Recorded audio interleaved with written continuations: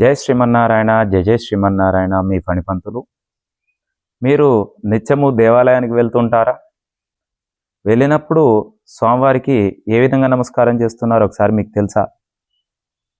ఆ ప్రదక్షిణ చేస్తూ కూడా కొంతమంది చేసే తప్పులు మీరు కూడా చేస్తూ ఉండవచ్చు. అలాంటి సమయంలో మరి ఆ తప్పు ఏంటిదనేది మీకు తెలవాలి అంటే ఈ వీడియోని మీరు పూర్తిగా చూడండి.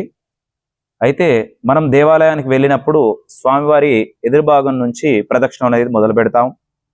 అలా మొదలుపెట్టినటువంటి ప్రదక్షిణము దేవాలయం వెనక భాగం వెళ్ళేసరికి అక్కడ చాలామంది వెనక భాగాన్ని ముడుతూ ప్రదక్షిణం చేస్తూ ఉంటారు.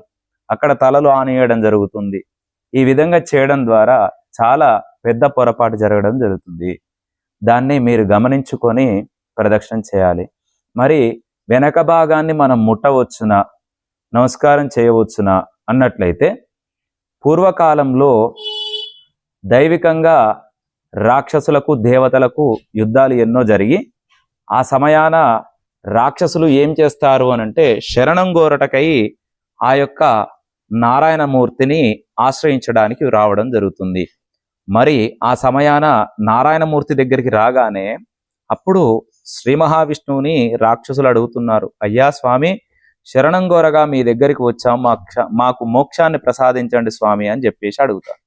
మరి ఆ సమయాన నారాయణమూర్తి ఏమంటారు అనంటే, నా యొక్క భక్తుల యొక్క యోగక్షేమాలను చూసిన తర్వాత మీ గురించి ఆలోచన చేస్తాను, వేచి ఉండండి అని చెప్పడం జరుగుతుంది.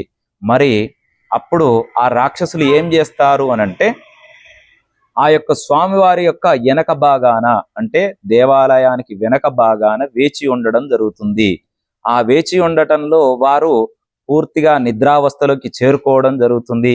ఆ సమయాన వారు అదే స్థలంలో కొన్ని సంవత్సరాలుగా వేచి ఉండడం జరుగుతుంది.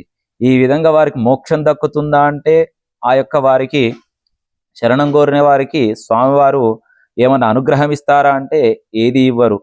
ఎందుకు అని అన్నట్టయితే, మానవులు దైవికానికి దగ్గర, వారు అడిగిన వాటన్నిటికీ కూడా దైవికంగా ఆ యొక్క శ్రీ మహావిష్ణువు అందరికి కూడా మోక్షాన్ని ప్రసాదిస్తూ ఉంటారు.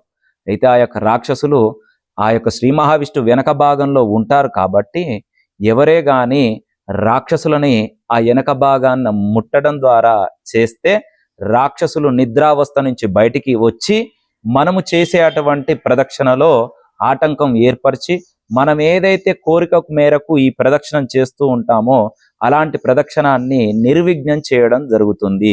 మనం అనుకునేటువంటి ఆ కార్యం అనే దాన్ని